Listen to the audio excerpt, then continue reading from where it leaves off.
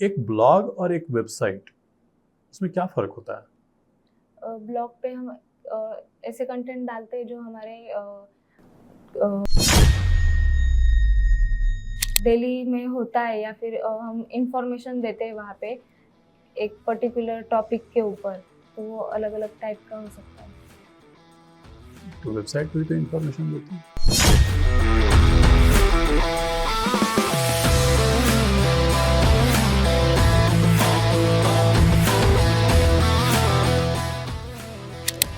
Hello sir. Hello, have a seat. Thank you. Yes, Nikita. Tell us about yourself. Good afternoon, sir. My name is Nikita Kamdi. Completed graduation, Bachelor of Art in from KTHM College. Okay. So जब मेरा graduation complete हो रहा था तो उसी time Covid भी था और लॉकडाउन भी था, तो 1-1.5 साल मैंने घर पे ही मतलब बिताया। बहुत टाइम वेस्ट भी हुआ, तो बाद में ऐसे लगा कि कुछ तो करना है लाइफ में, तो ऐसे नहीं चलेगा। तभी सचिन घोलप करके सर है, स्टेज के स्टूडेंट भी है वो, उन्होंने मुझे बताया कि आप डिजिटल मार्केटिंग कर सकते हो, वो सब करते हैं और अभी कैसे नीड भी है उस चीज़ की।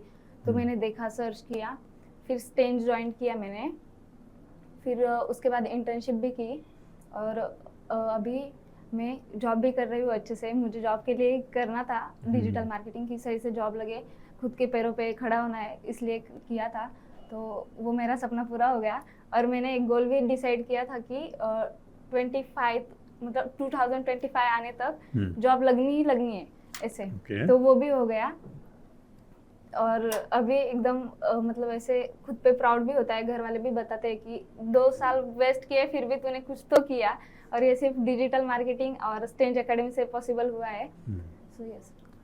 सो निकिता, जैसे 2 साल कोविड के टाइम के आपको ऐसा लगता है कि वेस्ट किया, तो अब सीखने समझने के बाद अगर आपको फिर से कहा जाए कि वैसी ही सिचुएशन है जैसी कोविड में थी, ठीक है, और आप उसे अगर यूटिलाइज करते तो ऐसा क्या करते?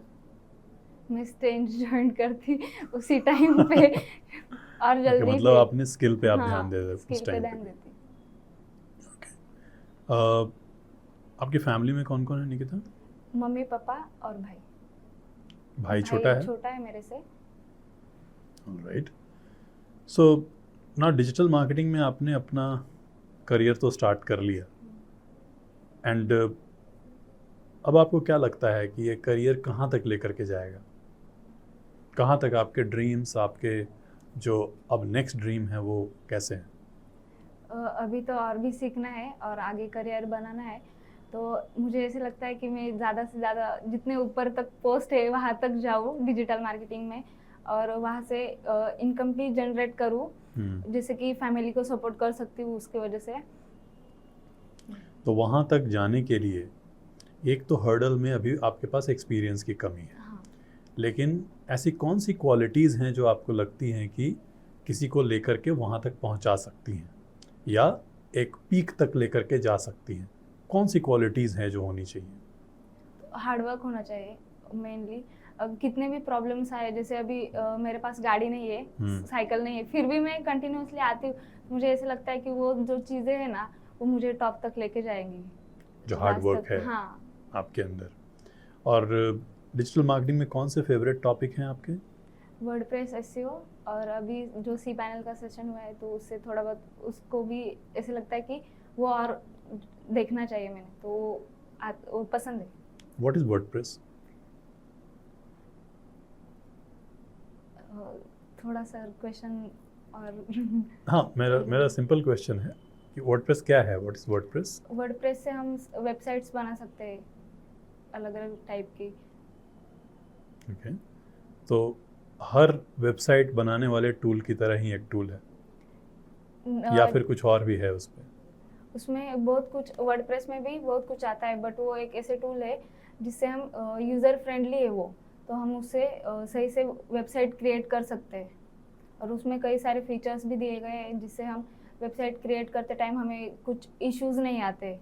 अगर कोई सीख रहा है नए से तो उसे भी वो आ जाएगा। सो आपने बोला कि वर्डप्रेस एक यूज़र फ्रेंडली टूल है, तो ऐसे टूल्स और भी कोई आपने एक्सप्लोर किए हैं जो उतने यूज़र फ्रेंडली नहीं लगे आपको? जैसे कि शॉपिफाई है, तो मुझे वो थोड़ा सा इतना मुझे जैसे कि वर्डप्रेस है, वैसे मुझे शॉपिफाई नहीं लगा कि उसमें करियर हो सकता है। अगर वर्डप्रेस की बात करूँ तो उसमें मैं कर सकती हूँ। क्यों नहीं लगा शॉपिफाई में करियर? बहुत सारे लोग ई कॉमर्स में करियर कर रहे हैं, शॉपिफाई बनाते हैं। पता नहीं, बट वो ऐसे यूजर फ्रेंडली नहीं लगा मुझे इतना। आपको यूज़र Shopify। फ्रेंडली नहीं लगा शॉपिफाई? हाँ, सो वर्डप्रेस का अभी करंट वर्जन कौन चल रहा है? 6.5। 6.5 है। हाँ। Alright, yes Aditya sir. Yes Nikita, अपने अपने एक्सपर्टीज़ में सी पैनल मेंशन किया है, राइट? सी पैनल में मुझे बताया व्हाट इज़ बैंडविड्थ। बैंडविड्थ एक लिमिटेड वेट होती है, जिसमें अगर कोई हमारे वेबसाइट पे आता है, कुछ चीज़ डाउनलोड करता है, तो हमारी बैंडविड्थ कम होती है। अगर हम कोई चीज़ अपलोड करते हैं फिर भी वो कम होती है, तो उसका लिमिट होता है बैंडविड्थ का, और उसको हम बढ़ा भी सकते हैं। जैसे कि हम प्राइस का जो पैनल है उनका, वहाँ से कर सकते हैं। ओके, सी पैनल में मुझे बताया सॉफ्टवेयर कूलर्स क्या रहता है, क्या होता है ये सॉफ्टवेयर कूलर्स?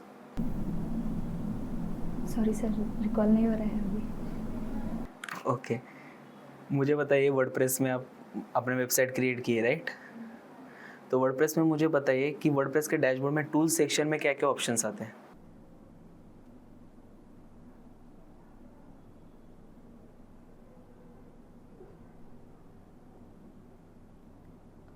उसमें हमें परमालिंक स्ट्रक्चर का आता है। वो तो सेटिंग में आता है। कौन सा परमालिंक स्ट्रक्चर सबसे बेस्ट सूटेबल ऑप्शन होता है? Post name. Post name. Okay, कौन कौन से प्लगइन यूज़ किए आपने अभी तक वेबसाइट बनाते समय? Elementor, Forminator, WP cache. WP cache और फॉर्मिनेटर है, जैसे कि फ्लुएंट फॉर्म है, वो किया था। एसएसएल के लिए कौन सा प्लगइन यूज़ किया आपने? Really simple SSL। यूज़ किया था। ओके, सो आपने बैचलर ऑफ आर्ट्स किया, है ना? और उसके बाद आप डिजिटल मार्केटर बनने निकल गए। तो बैचलर ऑफ आर्ट्स कौन सा सब्जेक्ट कौन सा था आपका? साइकोलॉजी। साइकोलॉजी में किया? वो भी मराठी में किया मैंने। अच्छा, तो साइकोलॉजी में बैचलर ऑफ आर्ट्स करना आपका इंटरेस्ट था या फिर घर वालों ने नहीं, वो मैंने खुद से चूज किया था। खुद से चूज किया था? हाँ। तो आपको साइकोलॉजी पढ़ना पसंद है? हाँ, मतलब वो कैसे सामने अगर इंसान है कोई, तो उसके मन में क्या चल रहा है या फिर उसके बॉडी लैंग्वेज से क्या समझ में आता है, तो वो सीखना था, इसलिए मैंने तो वो अभी किया आप था। जैसे मेरे दिमाग में क्या चल रहा है बताइए, बता ऐसे सकते हैं? नहीं सर, अच्छा, बट जिसका भी बॉडी लैंग्वेज है, अगर हाँ, मेरे हाँ। सामने कोई खड़ा है और उसका बॉडी थोड़ा सा टिल्ट है, हम्म। तो उसको मेरे से भागना है, ऐसे उसका मीनिंग होता है। मतलब उसको जाना है, कुछ काम है, ऐसे। अच्छा, तो ये हमेशा ट्रू है या फिर मतलब अगर किसी इंसान की वैसी पर्सनालिटी है, ऐसे टिल्ट होके खड़ा होना, तो उसका तो नहीं, बट कोई कोई सामने से सीधे ही रहते हैं खड़े, अगर वो अचानक से टेढ़े होते हैं तो उनको जाना है, या फिर उनका जो पैर है वो थोड़ा सा टिल्ड है, तो उस टाइम पे हम कह सकते हैं कि उसको जाना है। इसके लिए फिर हम 3 साल का कोर्स करेंगे ये समझने के लिए? नहीं उसमें और भी मतलब डीप में इसमें आप होता है। डीप जाते हाँ। हैं? अच्छा, तो पहले आपका इंटरेस्ट था, अभी भी इंटरेस्ट है उसमें करने का, कुछ करियर जैसा, या फिर? नहीं, करियर अभी डिजिटल मार्केटिंग में करना है। सो डिजिटल मार्केटिंग में आपने बोला वर्डप्रेस, वेबसाइट, सी पैनल, है ना, एसईओ भी? हाँ।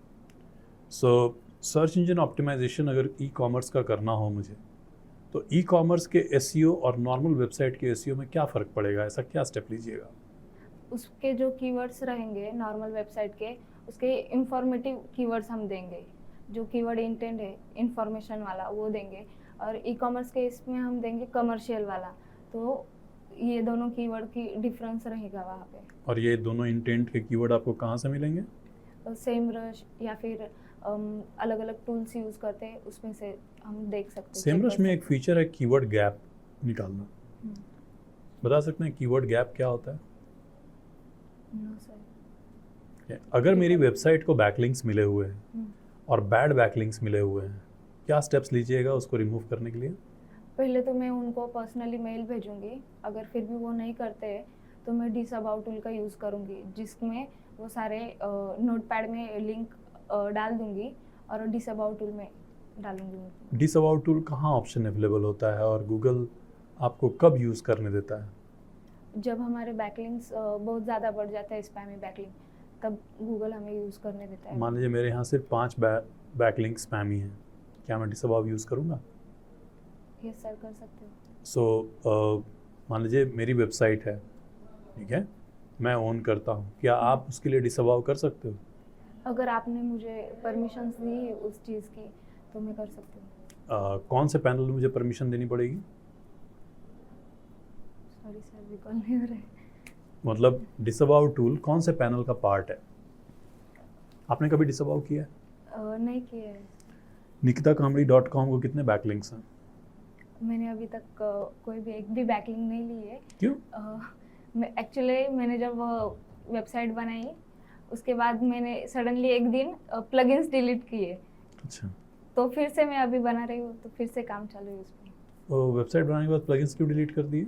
जैसे कि एक्स्ट्रा प्लगइन्स मैंने ऐड किए थे, ओके। तो मुझे लगा कि उसमें से कोई निकाल दूंगी तो वो फिर लोड टाइम कम हो जाएगा, तो उसमें से कोई प्लगइन ऐसे भी थे जो मैंने यूज़ किए थे, जैसे कि इसेंशियल ऐड ऑन किया था, तो बट वो भी मैंने निकाल दिया, तो उसके वजह से फिर साइट में कुछ चीज़ें थी वो डिलीट हो गई, तो मैंने फिर से स्टार्ट किया बनाना। तो इससे आपने क्या सीखा? कुछ भी करते टाइम थोड़ा सा सोच के, एंड जो भी प्लगइन यूज़ किए है उसको ध्यान में रखना है कि कौन सा प्लगइन यूज़ किया है हमने, किस चीज़ का, और जो लगता है वही रखे, बहुत सारे प्लगइन ऐड ना करें। अगर आप अपनी वेबसाइट का बैकअप ली होती हाँ तो प्रॉब्लम नहीं आती? हाँ। बैकअप लेने के लिए क्या यूज़ करिएगा, कैसे बैकअप लीजिएगा? एक तो हम एक्सपोर्ट कर सकते हैं फाइल कहाँ से? टूल से, जो सेटिंग्स में आता है उससे, या फिर हम प्लगइन ऐड कर सकते हैं बैकअप का। बैकअप के कौन से प्लगइन यूज़ करिएगा? जैक पैक करके है, जेट पैक, सॉरी, तो उससे कर सकते हैं, हम बैकअप ले सकते हैं। तो जेट पैक में तो पेड है, कोई फ्री प्लगइन यूज़ करिएगा या फिर? और टूल वाला जो एक्सपोर्ट होता है वो तो सिर्फ टेक्स्ट एक्सपोर्ट होगा, इमेजेस तो नहीं होंगे। सी पैनल से बैकअप ले सकते हैं? हाँ, ले सकते हैं। ट्राई किया है कभी आपने सी panel backup? No sir. Website का अब जैसे आपने चूंकि एक बार गलती कर दी है, वेबसाइट अब क्रैश कर चुकी, आपका लूज़ हो गया सारा डेटा, मगर उसका बैकलिंक से क्या लेना देना? आपने बैकलिंक क्यों नहीं लिया? वेबसाइट मतलब nikitakamli.com ये अभी लाइव है, हाँ तो हम लोग देख सकते हैं इसको। हाँ, पर उस पर काम चालू है, मतलब कोई चीज़ें एडिट की है, कोई नहीं की है। ओके, सो इस वेबसाइट पे एसईओ का कौन सा प्लगइन यूज़ किया आपने? एसईओ का रैंक मैथ यूज़ करने वाली हूँ सर मैं। रैंक मैथ के अंदर इंस्टेंट इंडेक्सिंग का फीचर है। हाँ, क्या होता है इंस्टेंट इंडेक्सिंग? जो बॉट है वो हमारे वेबसाइट को आगे इंडेक्सिंग करता है। वो तो इन एनी केस वेबसाइट पे आ जाता है। अगर हमें तुरंत ही करवाना है उससे तो हम कर सकते हैं वहाँ से। ओके, सो ये आपने ट्राई किया है इंस्टेंट इंडेक्सिंग आपकी साइट में? नहीं, सिर्फ सुना है मैंने। अच्छा, एड-ऑन्स में कौन कौन से इनेबल किए हैं आपने रैंक मैथ में? रैंक मैथ के कुछ फीचर्स जो हैं वो एक्टिव नहीं रहते हैं, जैसे रीडायरेक्शन। मैं एक एग्जांपल दे रहा हूँ, तो रीडायरेक्शन आपको ऑन करना पड़ता है। हाँ, तो कोई फीचर ऐसे जो आपने ऑन किए हों रैंक मैथ के अंदर जो कि बाय डिफ़ॉल्ट एक्टिव नहीं है? नो सर, अभी मतलब रैंक मैथ पे काम चालू, मतलब करूँगी अभी मैं स्टार्ट। ओके, सो इस वेबसाइट को आपको बनाने में कितने दिन का आप टाइम ले रहे हो?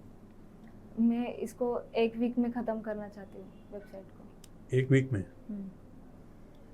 और कंटेंट इसके लिए आप कैसे लिखोगे, मतलब खुद लिखने वाले हैं या फिर कंटेंट के लिए कोई टूल यूज़ करने वाले हैं?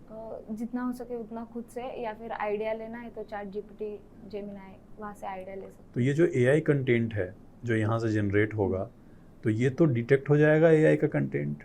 हाँ, बट सर उसमें कुछ चीज़ें ऐसे भी हो सकती है ना कि मैं खुद से करूँगी, या फिर उसको बाईपास भी कर सकती हूँ। कैसे बाईपास करोगे आप? बाईपास के टूल है जैसे कि अलग अलग टूल्स आते हैं, तो वहाँ से बाईपास कर सकते हैं। ओके, ठीक है। Yes Aditya sir. Yes Nikita, so आपने सी पैनल यूज़ किया है राइट? सी पैनल में मुझे बताइए, जो हम वेबसाइट बनाते हैं उसका फोल्डर नेम क्या रहता है? डिफ़ॉल्ट फोल्डर नेम क्या रहता है? वेबसाइट बनाते हैं उसका तो फाइल मैनेजर में उसमें फोल्डर्स बनते हैं राइट? तो उसका फोल्डर नेम क्या रहता है? Root folder. Root folder HTML dash sorry public HTML। Public HTML, okay. FileZilla आपने यूज़ किया है कभी? नो सर, बट फाइल ज़िला में ऐसे होता है कि जो हमें अगर कोई एक्सेस नहीं दे रहा है तो FTP करके एक ऑप्शन होता है, सी पैनल का एक्सेस नहीं देना है तो उससे हम अपलोड या फिर कुछ चीज़ें कर सकते हैं एडिट, तो उसके लिए ज़िला लगता है। ओके, मैं आपको एक सिचुएशन बताता हूँ, उसका मुझे आंसर दीजिए। उसमें ये हुआ है मेरा कि मेरा वर्डप्रेस डैशबोर्ड का पासवर्ड मैं भूल गया हूँ। ओके, ना मैं एडमिन से लॉगिन हो पा रहा हूँ, ना मैं ईमेल आईडी से फॉरवर्ड कर पा रहा हूँ। तो आप कैसे करोगे उसको? आपके पास सिर्फ सी पैनल का एक्सेस है। तो हमारे पास फाइल्स सॉरी WP कॉन्फ्लिक्ट करके एक फाइल होती है, तो वहाँ से हम चेंज कर सकते हैं। बट वहाँ पे हम सिर्फ डाटाबेस का वो डालते पासवर्ड जो क्रिएट किया हुआ है, अब उसको चेंज कैसे करोगे? सिक्योरिटी या फिर सेटिंग, सिक्योरिटी में ऑप्शन रहेगा सर। वो सॉफ्टवेयर कूलर से नहीं चल रहा मेरा, ना मैं डैशबोर्ड पे लॉगिन ही नहीं कर पा रहा हूँ। PHP में एडमिन सुने आपने कभी? वहाँ से कुछ कर सकते हैं क्या हम? हाँ, वहाँ से हम चेंज कर सकते हैं। कैसे करेंगे? जो हमारा पासवर्ड वगैरह है उसको हम रीसेट नहीं कर सकते, डायरेक्टली चेंज कर सकते हैं वहाँ से। कैसे, कुछ स्टेप्स बताइए मुझे उसके। स्टेप नहीं। ओके, ठीक है। एसईओ में मुझे बताइए robot.txt फाइल क्या होती है? वो एक ऐसी फाइल है जहाँ पे हम बैरियर लगाते हैं। वो अगर हमें किसी फाइल पे भेजना है बॉट को या नहीं भेजना है, तो उसके लिए robot.txt है। पेज को भी लगा सकते हैं या सिर्फ फाइल को लगा सकते हैं? फाइल्स को लगा सकते हैं और पेज को नहीं लगा सकते, फाइल्स को लगा सकते हैं। पेज को नहीं लगा सकते। स्कीमा सुने हैं आपने? स्कीमा मुझे बताइए, टाइप्स ऑफ स्कीमा बताइए। हमारे पास हाउ टू का होता है, प्रोडक्ट का होता है, ब्लॉग्स, आर्टिकल, इस टाइप के स्कीमा अवेलेबल है। ओके, समझो मैं HTML में वेबसाइट बना रहा हूँ और मैंने स्कीमा जनरेटर से स्कीमा जनरेट किया। मुझे बताओ मैं कहाँ पेस्ट करूँगा वो कि वो दिखने लगेगा? हमारे पास एक प्लगइन होता है, हेडर फुटर कोड में। नहीं, मैं HTML से वेबसाइट बना रहा हूँ। तो हमारे पास जो कोड का पेज आता है, तो उस पे जाके हम हेडर में उसको पेस्ट कर सकते हैं। उसकी फिक्स जगह नहीं है, बट उसको सिर्फ हम हेडर में डाल सकते हैं, तो वहाँ पे हम पेस्ट करेंगे। सो निकिता, आपने बहुत सारे सर्टिफिकेट्स यहाँ पे लिए हुए हैं, है ना? गूगल एड्स के भी मुझे दिख रहे हैं। गूगल एड मेजरमेंट, क्या है ये गूगल एड मेजरमेंट सर्टिफिकेट? इसके बारे में कोई आइडिया? किस चीज़ से रिलेटेड है ये?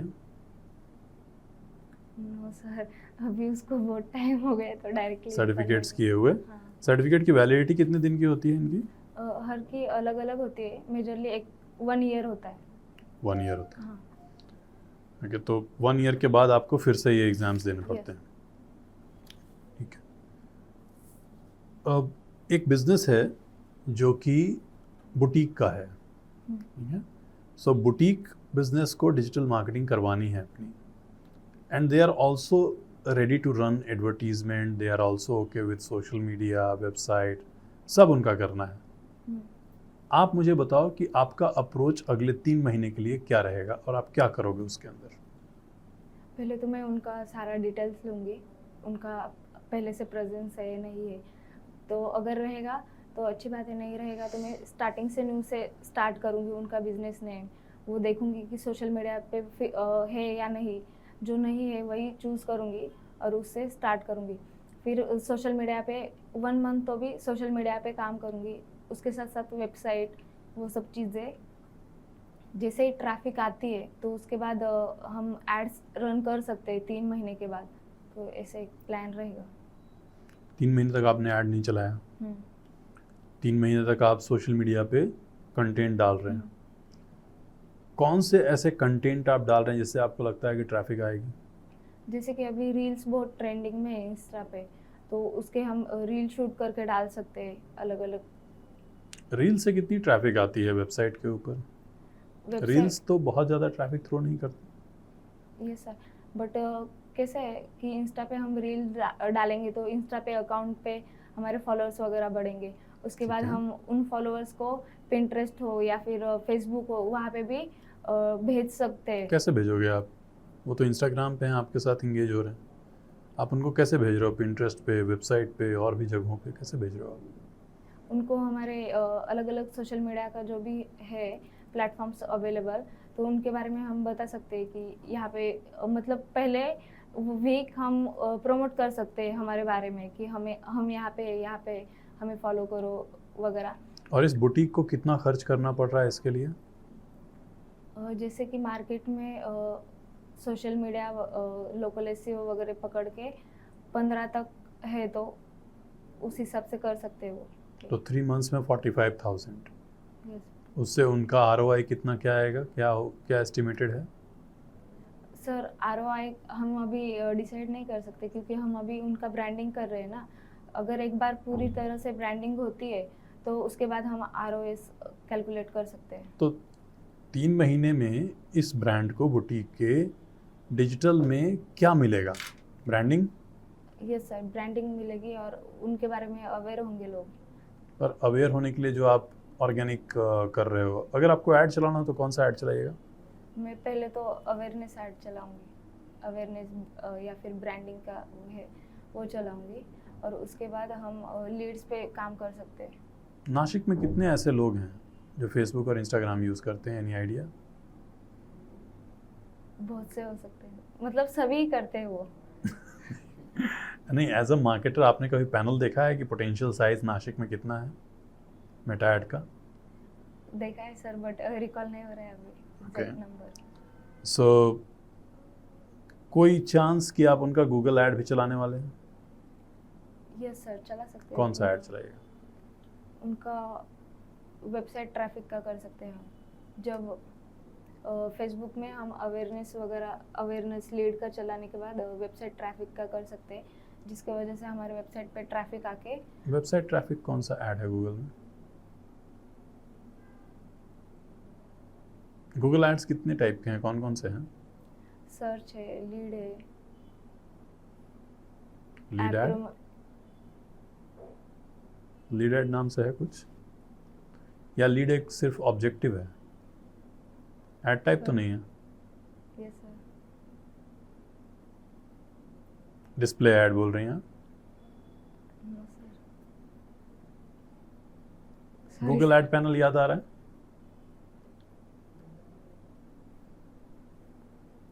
ओके, कोई प्रॉब्लम नहीं है। ब्लॉगिंग को लेकर के कुछ करेंगे? हाँ, कर सकते हैं। ब्लॉगिंग कौन सा प्लेटफॉर्म यूज़ करिएगा ब्लॉग बनाने के लिए? हम वर्डप्रेस पे ही बना सकते हैं उनका ब्लॉग। ओके, एक ब्लॉग और एक वेबसाइट, उसमें क्या फ़र्क होता है? ब्लॉग पे हम ऐसे कंटेंट डालते हैं जो हमारे डेली में होता है, या फिर हम इंफॉर्मेशन देते हैं वहाँ पे एक पर्टिकुलर टॉपिक के ऊपर, तो वो अलग अलग टाइप का हो सकता है। तो वेबसाइट पे भी तो इन्फॉर्मेशन देते हैं। वहाँ पे सर हम मोस्टली सर्विसेज या फिर उस टाइप के देते हैं, तो यहाँ पे हम हमारे जैसे कि अभी डिजिटल मार्केटिंग है, तो वहाँ पे डिजिटल मार्केटिंग रिलेटेड अलग अलग चीज़ों के बारे में ब्लॉग लिख सकते हैं हम। ओके, जो आपने मेटा एड्स बताया है, तो मेटा एड्स के पैनल आपने देखे हैं, ध्यान में है? देखे सर। देखे हैं। सो मुझे ये बताइए कि मेटा ऐड चलाते समय ये बार बार एडवांटेज प्लस की चीज़ आती है। What is this advantage plus thing in Meta ads? And advantage plus budget, advantage plus audience, advantage plus placement, any idea? No, sir. Instant experience क्या होता है मेटा एड्स के अंदर? What is instant experience? सुना है आपने instant experience कभी? No idea sir. Okay.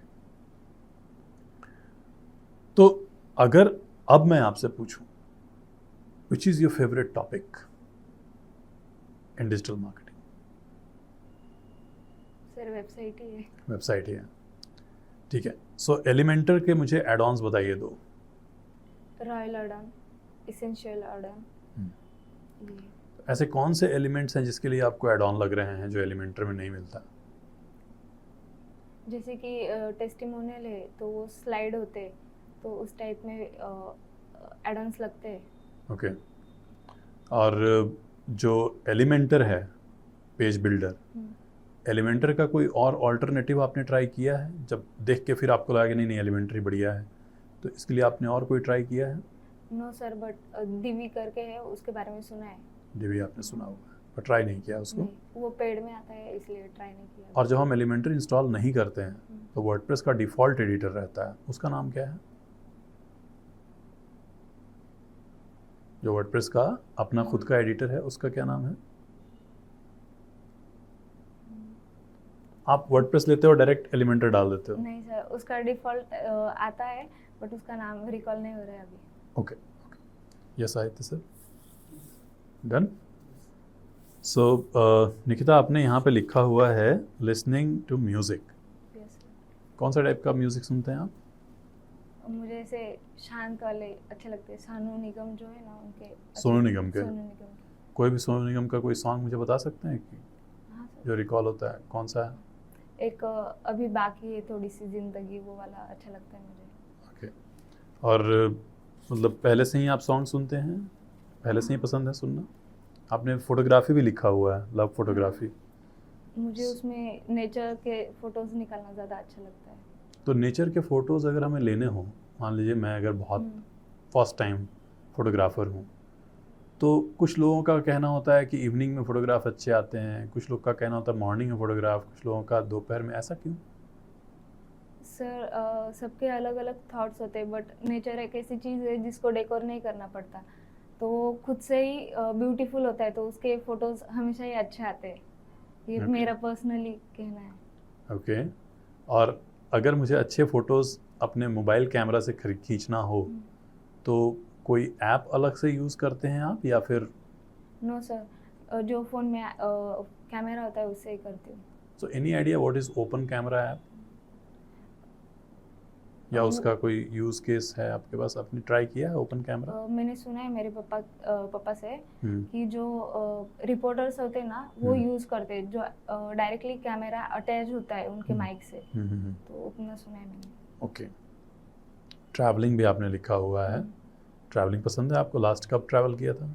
अभी लास्ट त्र्यंबकेश्वर गई थी, और ट्रैवलिंग के साथ ट्रैकिंग भी अच्छा लगता है, तो लास्ट वाला मैंने ट्रैक किया था रतनगढ़। तो अच्छा। हाँ। कितना टाइम लगा ट्रैक करने में? वो हम निकले थे सुबह 11 बजे, उतरे थे शाम 7 बजे, मतलब वो एक पूरा दिन चला जाता है उसमें। ओके। और वो आपको अच्छा लगा? हाँ। राइट। सो आपको अगर बहुत स्ट्रेस आता है निकिता, तो आप फिर वो स्ट्रेस कैसे कम करते हो आप? क्या आपका प्रोसेस है? एक तो शांत, मतलब ऐसे साइड में निकल जाना, किसी को हर्ट ना करते हुए। कभी कभी क्या होता है कि स्ट्रेस में आ जाते हैं तो किसी पे चिल्ला देते हैं या फिर कुछ तो करते हैं। आप तो चिल्ला देते हो? हाँ, अगर बहुत ही ज़्यादा किसी ने एकदम, मतलब क्या बोलते हैं, वो चिढ़ाते हैं बहुत ज़्यादा ना, तो समझ में आता है कि चिढ़ा रहे तो शांत हो जाने का, नहीं तो साइड में निकल जाने का। ओके। सो आपको अगर जैसे ये जब स्ट्रेसफुल चीज़ें होती हैं तो क्या मन करता है? अकेले काम करने का मन करता है या फिर लोगों के साथ मिलकर टीम में काम करने का मन करता है? मैं दोनों बैलेंस कर सकती हूँ, बट अकेला रहूँगी तो शांत रहूँगी, काम हो जाऊँगी इसे। तो अकेले आप हाँ। इंडिविजुअल प्लेयर हो आप? ओके। सो आपने फ्रीलांसिंग क्यों नहीं सोचा? फिर फ्रीलांसिंग कर सकते हैं, जॉब पे तो फिर लोग होंगे। सर अभी थोड़ा सा एक्सपीरियंस भी लेना है, और अभी कुछ चीज़ें ऐसी है जो सीखनी बाकी है, तो जब मतलब कैसे होता है लड़की का करियर उसके शादी तक कैसे बोलते हैं, तो अगर शादी हो जाने के बाद फिर प्लान कर सकती हूँ कि मैं फ्रीलांसिंग करूँ, क्योंकि तब बहुत सारी क्या होता है रिस्ट्रिक्शंस आ जाते हैं हाँ, अलग अलग। वो सब अच्छा। चीजें आती तो तब सो कर सकते हैं। अभी कोई प्लान शादी का चल रहा है? अभी करियर पे फोकस करना है। Any question for us Nikita? No sir. Right. So now it is our feedback time. And पहले मैं फीडबैक इस बार आदित्य सर से दिलवाऊंगा, वो आपको अपना फीडबैक देंगे। यस निकिता, इंटरव्यू बहुत अच्छा था। एक दो चीज़ें जो मैं आपको बताना चाहता हूँ। फर्स्ट, जो आप बता रहे थे कि सर ने क्वेश्चन पूछा था, सर जो डिसअलाउ टूल का था, राइट? सो उसका आंसर सर्च कंसोल आपको बोलना चाहिए था कि टूल्स उससे हम ये करते हैं, उसका एक्सेस दिया मतलब डिसअलाउ का एक्सेस मिल जाएगा। तो ये जो चीज़ें ये आप ज़्यादा से ज़्यादा ट्राई करो। आप ये समझो कि ये कौन से टूल से आ रहा है, सिर्फ एक टूल है ये नहीं, वो कौन से टूल से आ रहा है, कैसे वो वर्क करता है, वो ट्राई करो। प्लस आपने जो वेबसाइट बनाई है उसको आप बैकलिंक लेने का ट्राई करो, तो आपको समझ में आएगी कि क्या क्या चीज़ें आती है, कैसे प्रॉब्लम्स आते हैं, कैसे उसको हम सॉल्व कर सकते हैं। प्लस मैंने जो PHP में एडमिन वाला क्वेश्चन पूछा था, सो आपने वो ट्राई किया होगा, बट आपको अभी बताते नहीं आए वो स्टेप्स, हम यूज़र्स में जाते। तो उसको आप जितनी बार ट्राई करोगे ना उतना वो याद रहेगा, तो आप कभी भी कोई भी पूछे तो आपको बताते आएगा उसको। ओके, तो ये जो चीज़ें प्रैक्टिकली ये ट्राई करो और अपने वेबसाइट को स्ट्रॉन्ग रखो उसको, तो आप ज़्यादा चेंजेस उसमें कर सकते हो, ज़्यादा चीज़ें ट्राई कर सकते हो उसको। Okay, yes. हाँ, सो जैसे आदित्य सर बताए कि तो इस तरह के क्वेश्चंस के आंसर जो हैं वो यस में होने चाहिए, हमें कन्वर्ट करना चाहिए कि आपने ये किया है क्या, आपने ये ट्राई करके देखा है क्या। ऐसे जो चीज़ें हैं जो हमें पता है उनको तो ट्राई करना ही चाहिए, है ना। So that is one thing you have to do. Second thing कि इंटरव्यू में कई बार होता है कि जो इंटरव्यूअर है वो ये देखने की कोशिश करेगा कि आप कितना प्रेशर हैंडल कर सकते हो, और उसमें वो आपके एक आंसर पे 2 क्वेश्चन पूछ देगा, 3 क्वेश्चन पूछ देगा। सो अगर आप टॉपिक के बारे में थोड़ा बेटर प्रिपेयर्ड होंगे तो डर कम लगेगा, तो जो ब्लॉकेज है वो कम आएगा, है ना। अगर आप एक बार भी कंफ्यूज हो रहे हैं तो फिर कंफ्यूजन का वो सिलसिला जो है वो बढ़ता जाएगा जब तक कि वो आपको कंफर्ट जोन में नहीं लाता। तो मुझे आपको कंफर्ट जोन में एक बार लाना पड़ा, है ना। सो वो जो है वो इनिशियली, ये कौन सा इंटरव्यू नंबर है आपका, कितने इंटरव्यूज आपने इससे पहले दिए हैं? 3 दिए थे, मतलब एक इंटर्नशिप का था और एक आदित्य इंटर्नशिप का भी स्टेज में जो दिया था हाँ, आपने? और अच्छा। एक आदित्य सर और ओमकार सर ने लिया था, अच्छा, और ये 4th नंबर।